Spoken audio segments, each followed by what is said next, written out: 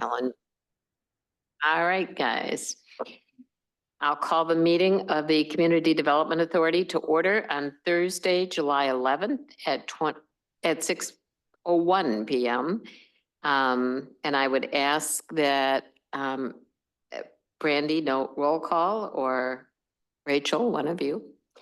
And in announcements, the Community Development Authority Board will convene into closed session pursuant to section 19.851E of the Wisconsin statutes for purposes of deliberating or negotiating the purchasing of public properties, the investing of public funds, or conducting other specified public business whenever competitive or bargaining reasons require a closed session. Tonight, negotiating an offer to purchase the DeForest Car Wash Limited Liability Company and negotiating a management service agreement with Attic Angel Management Services LLC. Item 4, approval of minutes. I'd entertain a motion to approve. We don't have any minutes in the package this meeting. There's a tighter turnaround, especially with the holiday too. So that'll get kicked to the next one. That's just fine. We won't approve them then. All right, there are no appearances that I know. All right, moving on, new business, section 18, update. So in your packets was the letter from the Special Application Center. Congratulations to you all. We finally crossed that big milestone. So as you recall, we had previously received a letter of approval. There were a couple of things that I disputed in that, and we did get a amendment. So this is actually an amended letter of approval. You won't see the full one that we got last time. This is sort of just an appendix to that, I guess, if you will. The critical piece here is the method of disposition, which is at fair market value, and that will eventually allow us to sell that facility at the time that we're ready for, without a use restriction. So it doesn't have to be held for affordability. It basically gives us the flexibility that we need to recoup funds associated with that. So that's a big one. This afternoon, pretty much about an hour and a half ago, we wrapped up a call with WHEDA, WHEDA, which is going to be the state entity that's going to be partnering with us on the vouchers, both at the existing facility and the new facility. The Milwaukee field office with HUD was also on that call. And then our team, Jay and Carol and myself, are also on that call as well. A lot of information. There's a lot of process that we have to go through now to kind of get to the next stage. I've got some notes here and I'll just kind of rattle off just kind of stream of consciousness, if you will. Basically where we're at now, in order to move forward with the disposition, we need to, as you know, we've created a separate LLC that's controlled by the CDA. Part of this whole process is we have to, again, going back to the fair market value sale, we have to sell our facilities to this LLC at fair market value. So we have to set a closing date for that transaction, and we'll have to be coordinating with both WHEDA and the Milwaukee field office on when that closing date is. And so I was hoping this would be sooner, but WHEDA, obviously being a state agency, they're fairly backed up and they have a certain amount of capacity. So they were hoping that we could schedule a closing date in October. So late October is when we'd be looking to do that. I'll have to connect with our legal team to basically go through the process for how we want that to look. But it's essentially closing a real estate transaction.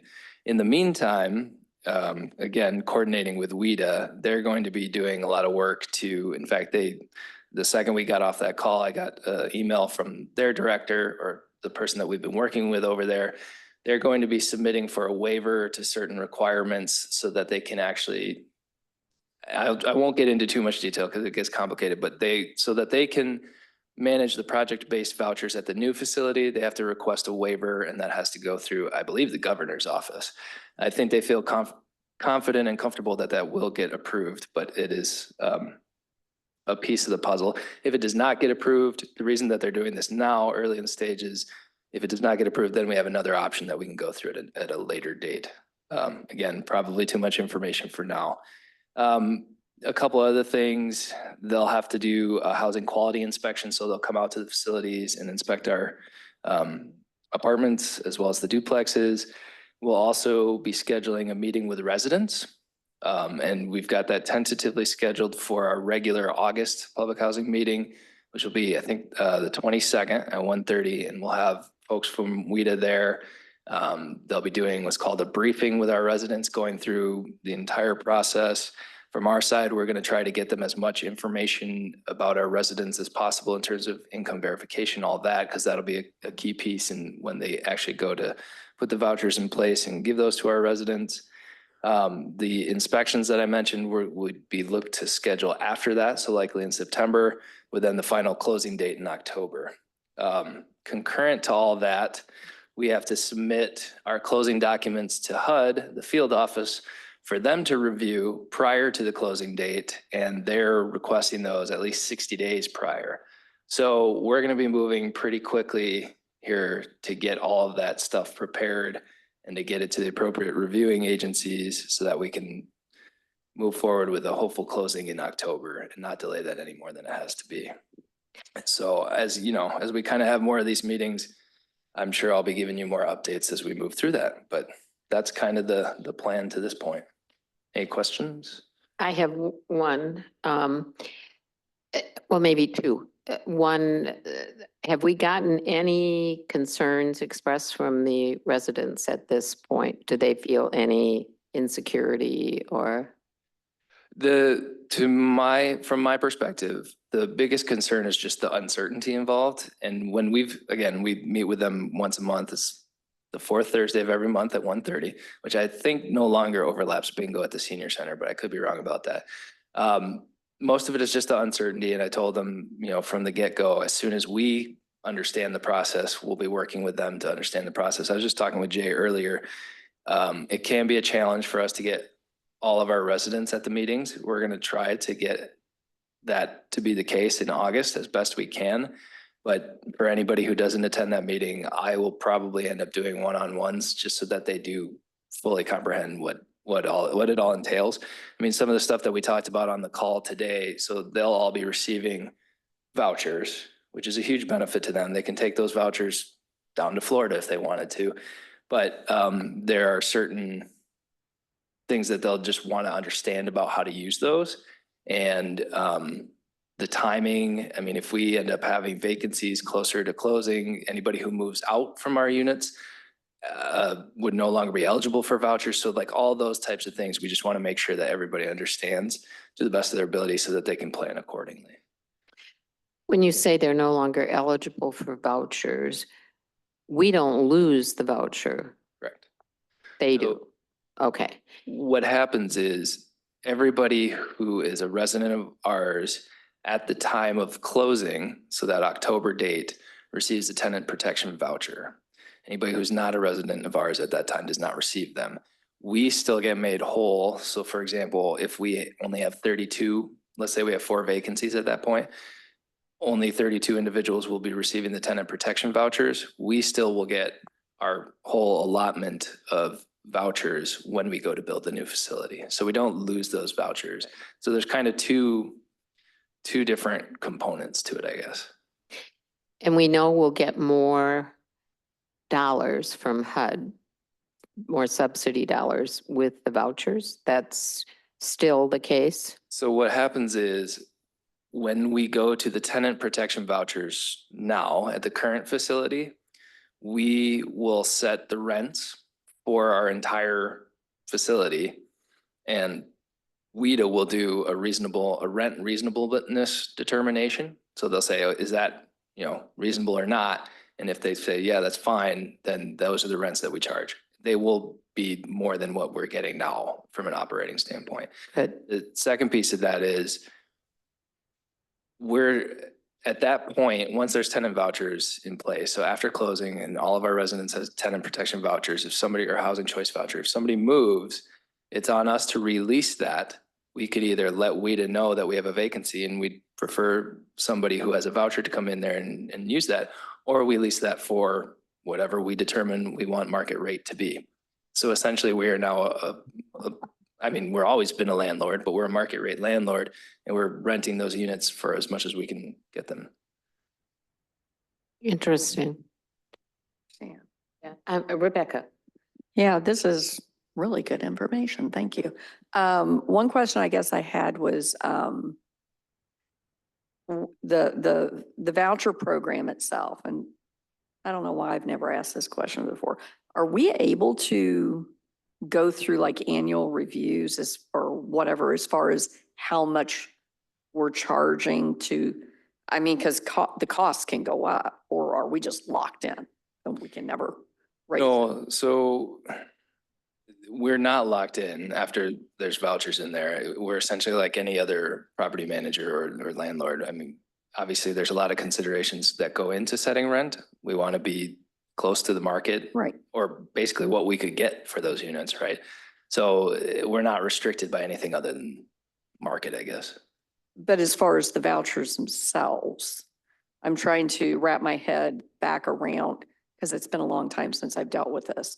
The vouchers, that's just the state or the HUD Mhm. paying what they say is a reasonable rate. Yeah, so say for example, so WIDA, so we'll actually have nothing to do with the vouchers anymore. WIDA will be the agency managing the vouchers. And so let's say we have somebody move out and we want to rent one of those units for $1,200 a month. WIDA, with their rent reasonableness determination, will say, yep, that's totally fine. We're making up the difference between what the individual who has the voucher, what they're, based on their income, what they're paying, and what we're charging for rent. Those vouchers make up the difference. Thank you. That's what I thought happened, but I wanted to make sure that actually was true. Thank you. Once we get a little further into the closing and the process, it would be good to just guesstimate what the impact to our income will be. And then we'll probably need to pop a bottle of champagne, because Keith and I have been working on this for years. Yeah, so we've sort of already done a preliminary estimate of what those revenues would be. HUD has something called fair market rent that they publish for every area. It's not the same as market rent. It's a little different. This is their calculations. And if we were doing a project-based voucher directly, we would be basically get up to 110% of fair market rent. So we know what those numbers are at. And when we were way back 7 months ago now, looking at budget projections as if we were to have achieved that switch earlier for this year, it would have almost doubled our revenue. So it would be a substantial change. And while we were talking, HUD just sent me an email giving me my credentials, so. But Right. They're fast today. All right. Anything else? Congratulations, you guys. And I am hoping that you can draw on Rachel and Jake to help you with all of this. It's a lot of work. When you said October, I went, whoa, but now I'm thinking it's mid-July. There's a lot to do. So good luck. All right, old business. There is none. Reports, Housing Division. It looks to me like most of our activities or discussions going to be enclosed today. Yep, that's definitely the case. So we can just walk through, I guess, the financial updates first. So Jefferson Square, honestly, there's not much to note for this month. The only thing I'll say, and you'll see this across both, this tiny print, across both public housing and our Jefferson Square budgets is, and I was just thanking Jay for this earlier, he's done a great job at managing costs. I was looking at it and I was like, did we, has anything even happened? I mean, we have really dialed in our expenses tremendously. And I know he was telling me that we have a lot coming down the pipeline with some of the different work, but it was really kind of good to see that. I don't know, one of those things that's coming in the pipeline is probably costs associated with the retaining wall, that's going in over at Jefferson Square. I don't know if you want to give just a quick update on the status of that guy. Yeah, so Always came in, it's been almost 3 weeks now. They've been pretty nice to work with, very communicative about issues that have come up, and the guys are doing good work. I was out there today. The bottom retaining wall's complete. The sonotubes for the fence is in, the subgrade for the sidewalk is in, and everything but the cap on, it appears, or very close to everything but the cap on the upper retaining walls done.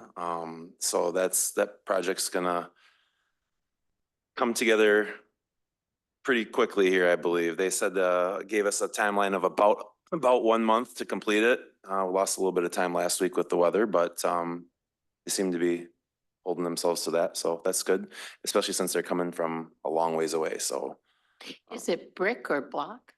it's block. Rebecca? Can you remind me where that retaining wall is? So the retaining wall is on the east side of Jefferson Court. Okay, that's where I thought it was. Yep. Okay, thank you. Did the sign ever get fixed yet?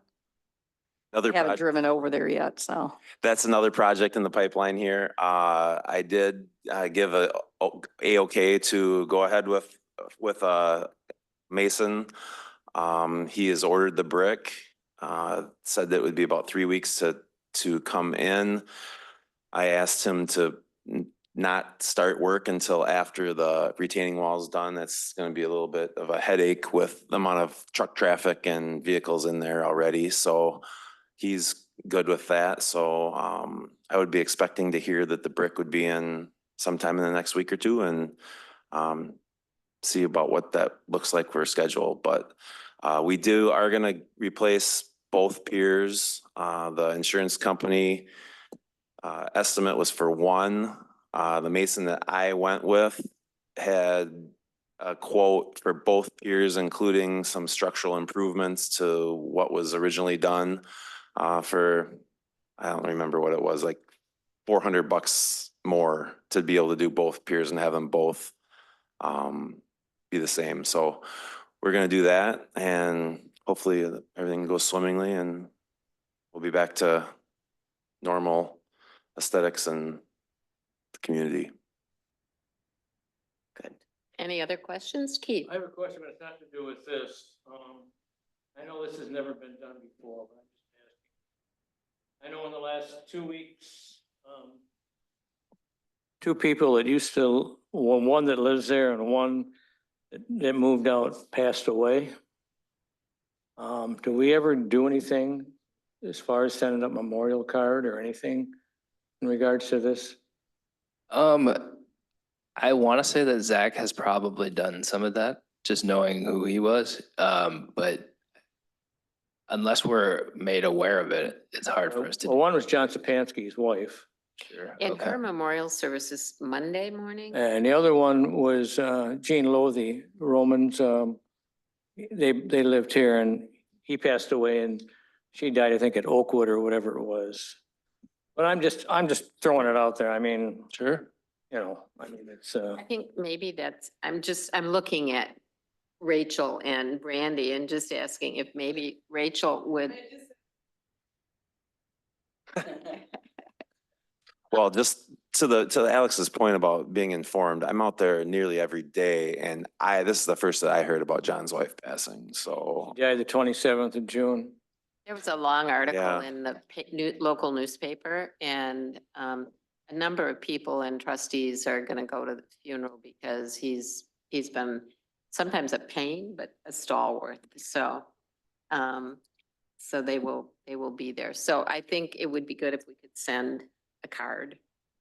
So we could look at setting up a process for that, I guess, internally. And if that's something that you guys would like, probably would make sense to do that for as many folks as we know about rather. Right, than I understand. choosing. I mean, Well, Keith, you seem to be a good information source, so. Keith knows everything. Well, I don't want to make more work for Rachel or anybody, but I'm just saying, I mean, you go through the years, I know just, it's already been 3 years since Dolores Coyle died. I mean, there's a lot of people that were, Yeah. you know, I mean, like Mary Ringelstetter has moved out, a lot of people, I mean, you know, Mrs. Carl's, she passed away. I mean, there's a lot of them that have unfortunately moved out, passed away, you know, somewhere else. I mean, I'd be more than willing to help you out with it, but I don't want to make more work for people either, so. Yeah. So either a card to, I guess, well, just logistically, I think it's a really nice concept. But if it was somebody who passed away, I guess, and didn't have another resident at Jefferson Square, we're tracking down family and things like that may become a little bit more of an administrative thing, but I don't know. I guess I can see what it would look like from an administrative standpoint and what that would take. And then Why obviously, don't I'm you sure not that you take all. this on and let me work? Rachel will see what this will look like from an Rachel. administrative It's standpoint. not that complicated. We do it at church and other places. And if we get a stack of cards and they're ready to go, Sure. and we let her know when we know of someone, it won't be all that difficult. Well, and I think too, if residents know that we're even remotely considering this, I think they'll help us know. That's true. Because I think it's really an important thing. And I will say that oftentimes 99.99% certain that they are organizing those types of activities within the residents there themselves as well. Yeah. Yeah.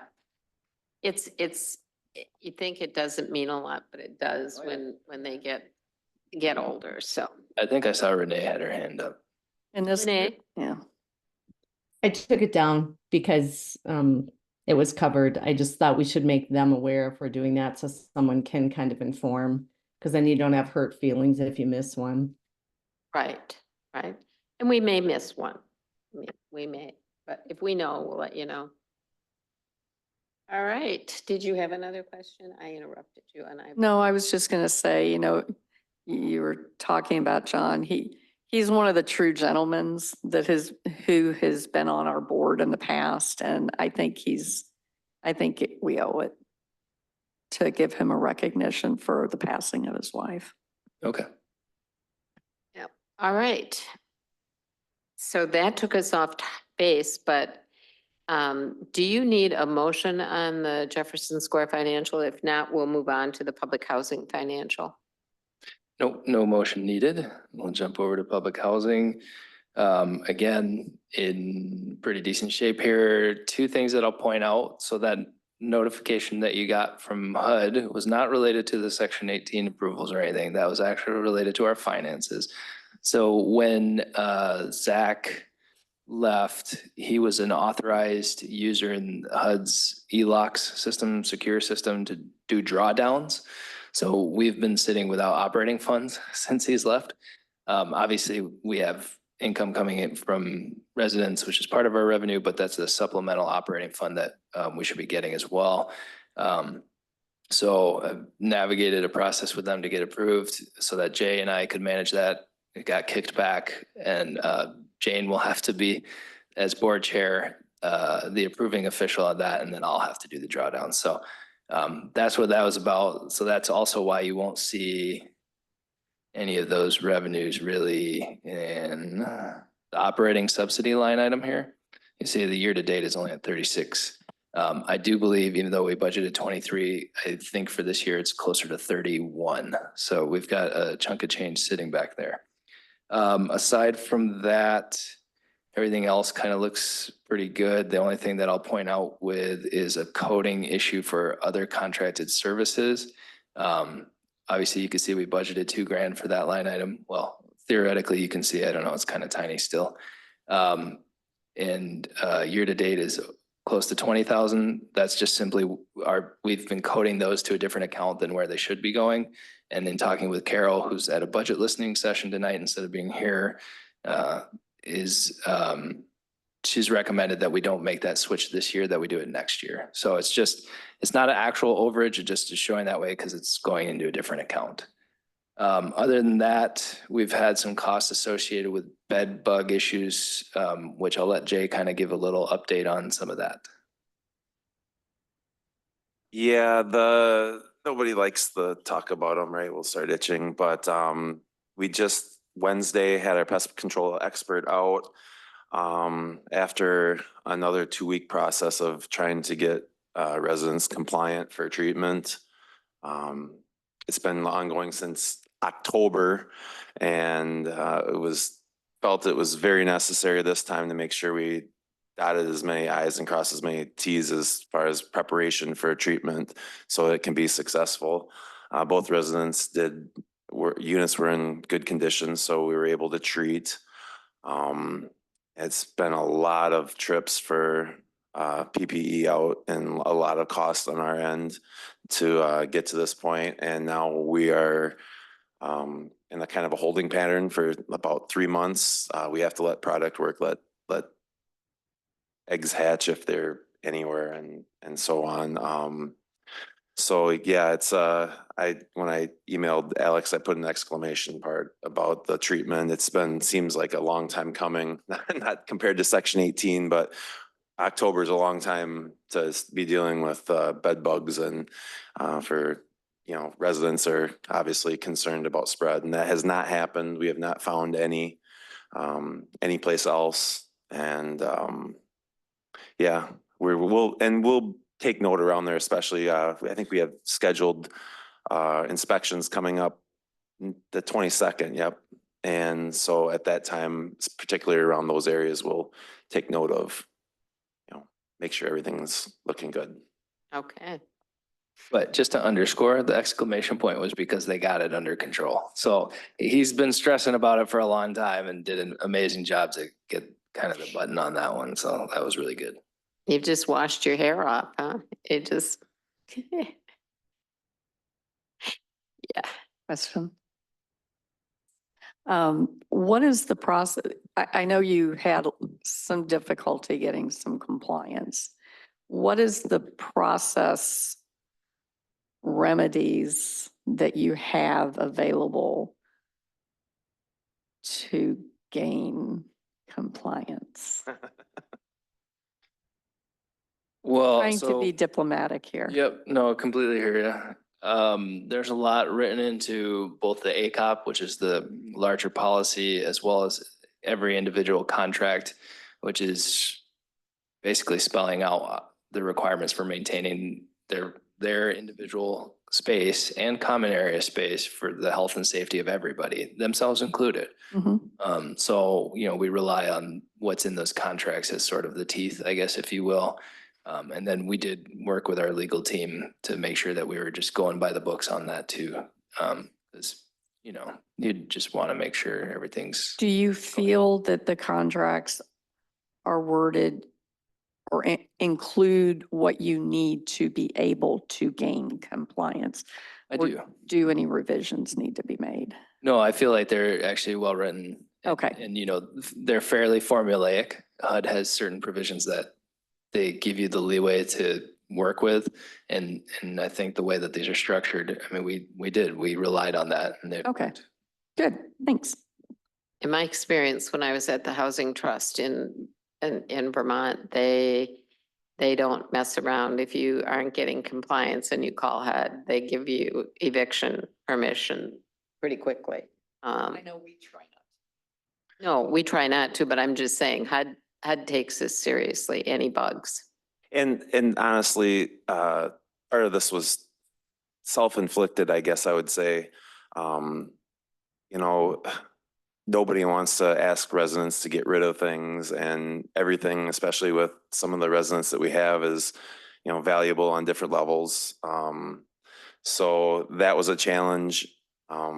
Also, the manner in which the infestation was discovered took part. The resident that actually had found the infestation was not the resident that actually had it at the time. So we were trying to be nice, if you will, and try to do it another way. And obviously that wasn't the best course of action. So it's just more of an experience to go forward, and there's no wiggle room on this. And it was, it didn't spread. So at the end of the day, it's a learning curve for us too. Good, good. Other questions? Anything else with the update on housing units? I'll just jump to the occupancy slide. So this is unchanged since the last time we met. We've been doing a number of showings. I've done a couple. Jay's taken on some too for 720 DeForest Street over at Jefferson Square. Still sits vacant. We had somebody who I probably owe another follow-up here soon, who we walked through it, I think 3 or 4 times, and it looked very promising. I know Jay's had some showings that also looked very promising, and so far we just haven't hit it. So we're gonna keep trying. But aside from that, 104 Meadow Lane. So the last time was before move out. That individual did move out. And Jay is in the middle of coordinating the turn for that. I think I'd mentioned at the last meeting that we'll be transitioning the first individual who's on our wait list, the transfer wait list, over to this based on their qualifications for the 2 bedrooms. And then we will look at our wait list for public housing in general and bring in a new resident to 509. Okay. Renee, you have your hand up. Yeah, I just had a question on the property that we're having trouble finding a new tenant. Do we ever ask for feedback from people? You know, sometimes realtors will do that when they show a place. Yeah, definitely. And the largest feedback that we've received to this point is the barn that's behind there. Oh, yeah. So I yeah, forgot. Sorry. that's been the hang up here. And it's so surprising to me that that is such a barrier for some. Yeah, that surprises me because I think it's kind of quaint. I agree. So that's been the biggest one. I know just anecdotally, we had another individual who was interested who couldn't fit their truck in the garage. It was too long. That's been the feedback that we've been receiving so far. Okay, thanks. Rebecca? So with that in mind, have we considered, since that seems to be such an issue for some folks, that maybe that one needs to come down slightly in price? We haven't Don't wanna do really, it too much. yeah, we haven't really put that out there. I guess I could circle back to some of the folks who have said, hey, the barn is just too much of an issue, and say, well, would, $25,000 deduction move the needle? It may just not, right? Because the barn is still there. But I can certainly How ask. close is the barn? Let's see if I can pull it up on GS here. It's not that bad. So it actually Oh, is on that our one, property. okay. So the unit that we're talking about, the townhome that we're talking about, is this one right here. Is that junk out there? No, that's rocks. That's landscaping. I think it looks nice. Is there any way maybe how close is the property line, our property line to that? So that barn theoretically is on our property. So do they have an easement or, No. or are they encroaching and it's just been accepted? Probably that. Which now they could probably, since it's been there for so long, they could probably have a legal case. I honestly don't know the answer to that. Okay.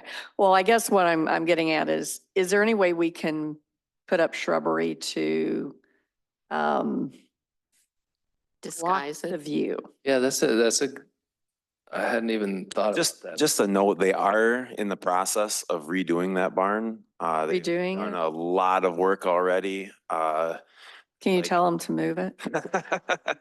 They're working, starting on the other end and making their way down this way, but new beams. It appears that they might be doing some type of apartment inside, or they're definitely doing finished work of some kind in there. It's going to be used. I'm told by residents that it's going to be red siding with white trim, and they haven't decided on the color of the roof yet. So So it'll be prettier, it will be prettier. but there's just still the problem of the It's still encroachment. close. One of my questions is, if they're encroaching on our property, how did they get a permit to redo it? Yeah, that's a great question. Sorry, I'm hung up on they're putting an apartment in there and that's not a permitted use. So Exactly. I got stuck on that, like, wait a minute, this is how Maybe I wanting to learned. Visit this issue. I need come to these meetings to learn what people are doing wrong. Um, so, so one thing to keep in mind when you're looking at the aerial views of GIS, those lot lines are not exact.